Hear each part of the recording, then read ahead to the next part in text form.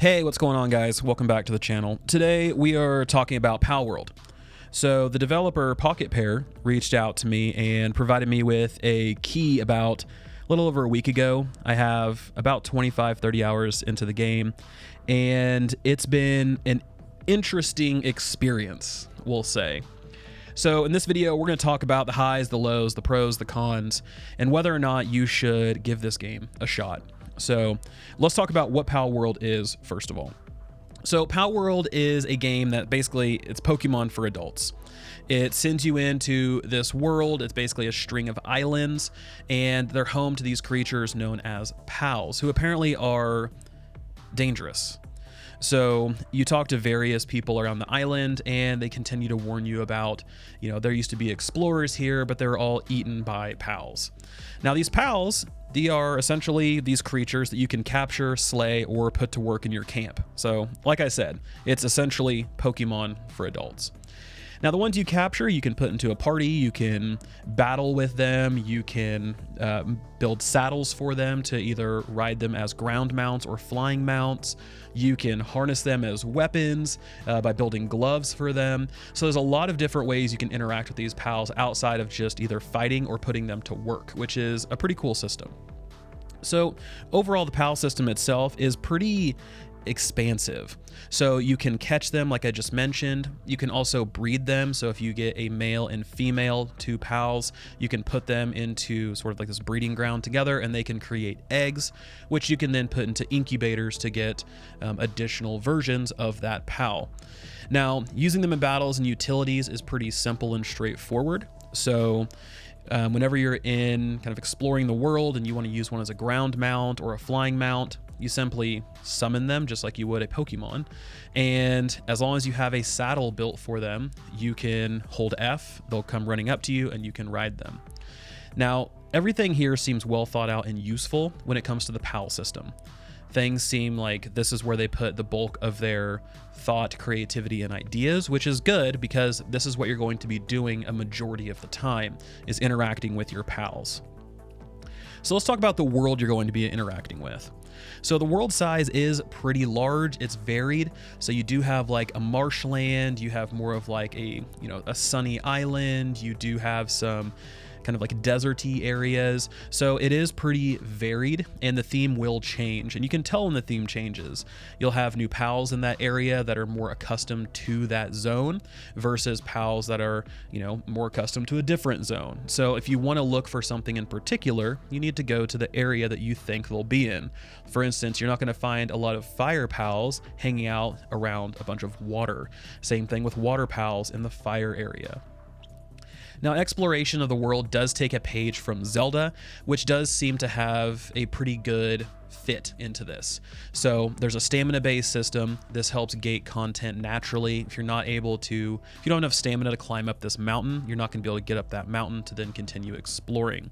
If you have a flying mount that isn't high enough level, then they're not going to be able to fly as high or as further a distance in order to access areas that are not for you yet.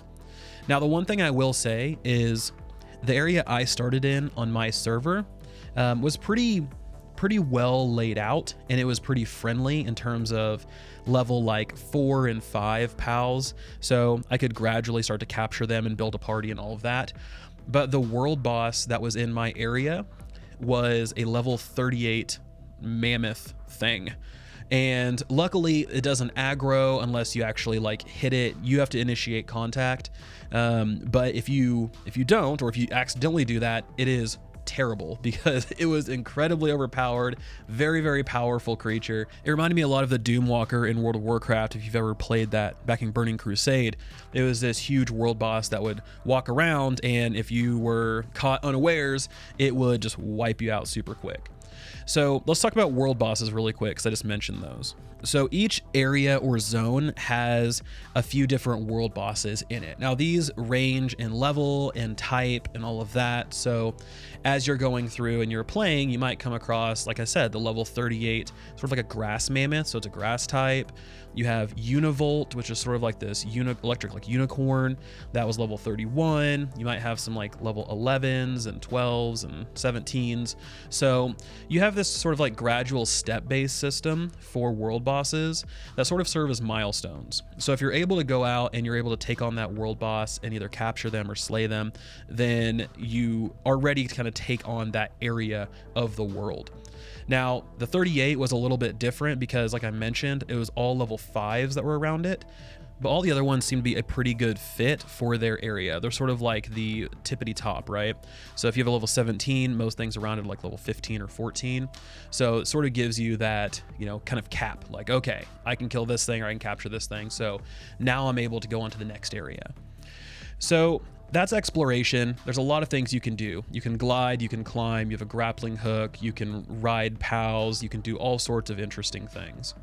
But as you're going out and you're doing that, you do need to keep track of your hunger. So this is the survival system that's placed into the game. It's the only thing in the game that's survival related. So you don't have to manage like thirst or anything like that. It's purely just hunger. So you do have to keep food on you for both yourself, but also for your pals. So that's something to keep in mind too. You need to have enough food for not only you, but also your group, which does lead to some questions about group composition, because certain pals will have different hunger levels. For instance, if you have a Relaxosaurus, which is a giant dinosaur-looking creature, they have a much larger appetite than a Lamball, which is like this little tiny sheep. So you do have to keep that in mind. They will take more food in order to kind of satiate their hunger versus smaller and weaker pals. So keep that in mind. Now, crafting food is incredibly simple. It's not anything crazy. It's just get the ingredients, go to a cooking pot or a campfire, and craft the food. Now, if you have a fire pal, you can put them to work. You can throw them out and summon them, and they'll be able to spit fire onto the cooking pot or the campfire and help cook things faster. Now, there are a variety of foods for you to cook. So you have basic ones like bread, roasted berries, kebabs, things like that. But then as you go higher up in level and you get access to better and better ingredients, you'll get access to better and better foods. They'll start granting stat bonuses. They'll start increasing your work speed, increasing your attack, decreasing sanity consumption, which we'll talk about here in a moment. So crafting foods and things like that does have a little bit of strategy to it, and there is sort of a minor progression system that makes it a little bit more engaging than simply just, hey, let's craft this common food over and over and over again. So let's talk about the sanity system and base building really quick. So one of the big parts of Palworld is building a base. To get started, you have to build something called a PAL box. Think of this like a kind of command center for your base. It's a big like LCD looking screen. It's very, techy. So when you put that down, what that's going to do is sort of serve as the hub. It's going to put out an area or a range that you can build your base in. So putting this somewhere like useful is going to be very key. For me, I just put it the first sort of place that I found because it was just the kind of entry mission. They're like, hey, put a PAL box down to start building your base. And I was like, sure, this spot looks great. If I could go back and choose something differently, I would. But honestly, where I sort of ended up isn't too terribly bad. A lot of open space, everything like that. But as you're going through and you put your PAL box down, you then need to start building. You can choose from a variety of things like production, which is, building spheres, which are sort of like your Pokeballs, right? Your spheres are how you capture pals. So you want to build your spheres. You need to have a workbench. That way you can craft weapons such as bows, spears.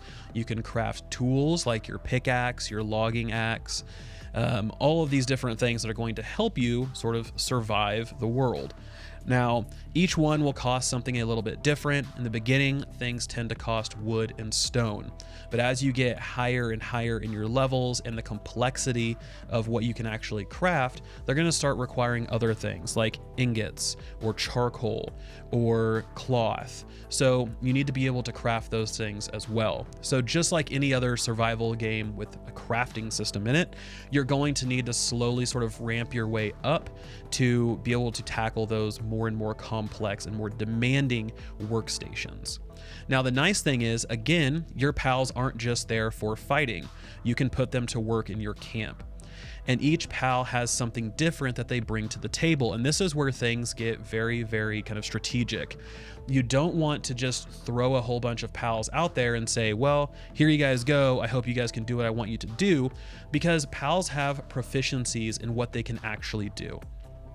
For instance, one of the best early game PALs you can get is a Tansy.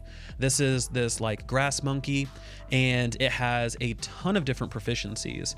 They're all low levels, they're all level 1 proficiencies, but because it has such a wide variety, it can help with a lot of different things. Whether it's handiwork, which is putting things together. So let's say you want him to start crafting some nails or cloth, then you can have him start crafting those things. If you want to put him on a logging site, so he's going to start chopping trees and creating logs passively for you, you can do that. So it's very important to understand what they're good at and what they can actually help with. So I will have a video kind of going through, hey, here are the best ones to get early on. But another thing to consider is that just like in your party, each PAL will have a different hunger mechanic. So again, the weaker and smaller PALs are going to consume less food than the larger and stronger PALs. So you want to balance these out, else you're going to be cooking constantly the entire time. Because yes, it is up to you to actually go cook the food and then place it into a feed box.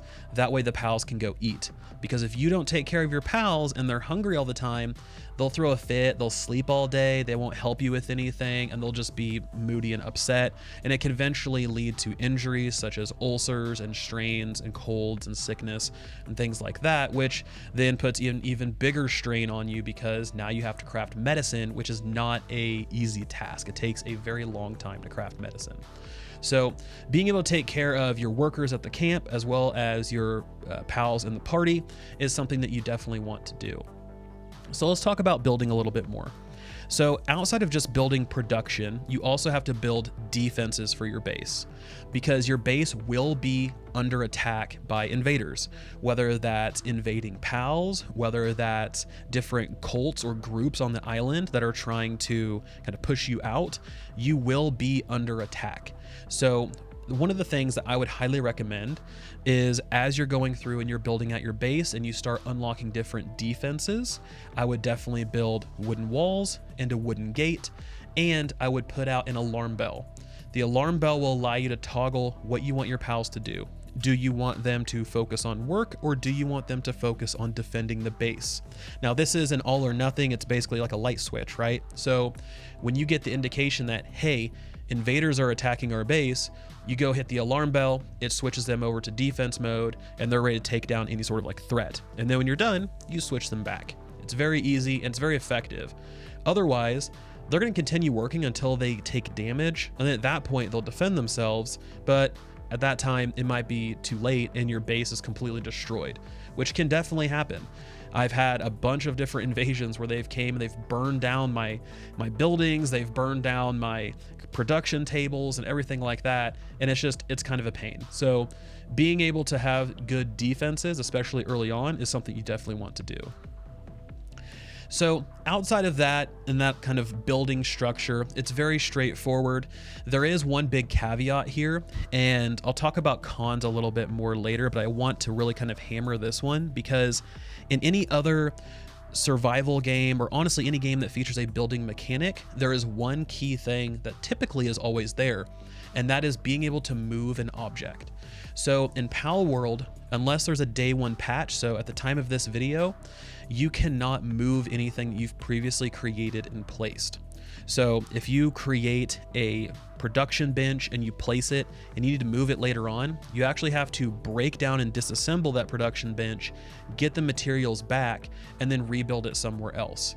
It's not sort of detrimental. It's not, you don't lose anything, but at the same time, it'd be so much easier if it was just a one click here, move it here, done, instead of disassembling. Now I have to rebuild it, and it's a mess.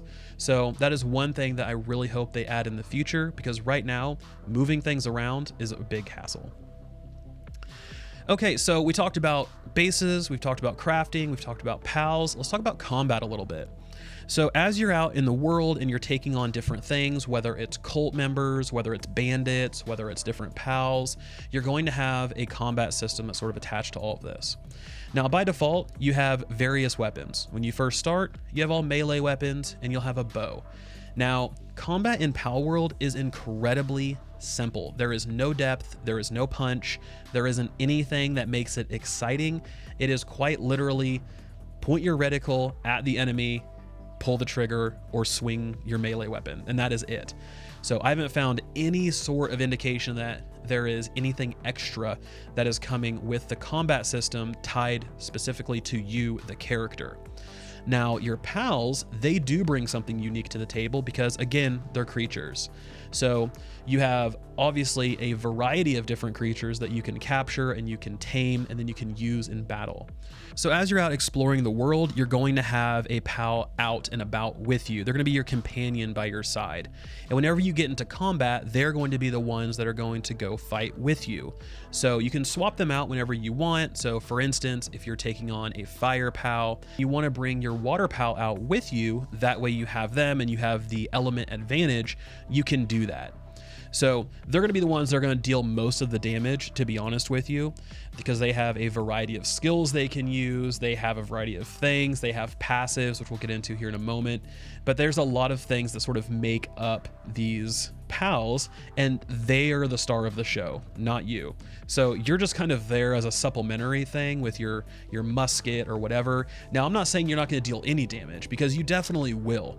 And especially when you get access to firearms, you will have some big damage that you can pump out. But the majority and the star of the show is going to be your pal. So let's talk about pal passives and the elements. So there is an element pyramid in this game.